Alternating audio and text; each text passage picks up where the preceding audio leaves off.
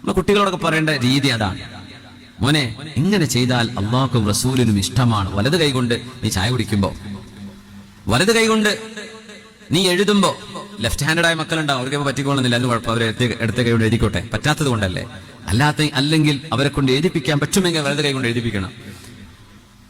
എന്നിട്ട് പറയണം, ഇത് അള്ളാഹുവിന്റെ റസൂലിന് ഇഷ്ടമാണ് മോനെ. നമ്മൾ അങ്ങനെ പറഞ്ഞു നോക്കി, ആ കുട്ടിന്റെ ജീവിതത്തിൽ മാറ്റം വരും.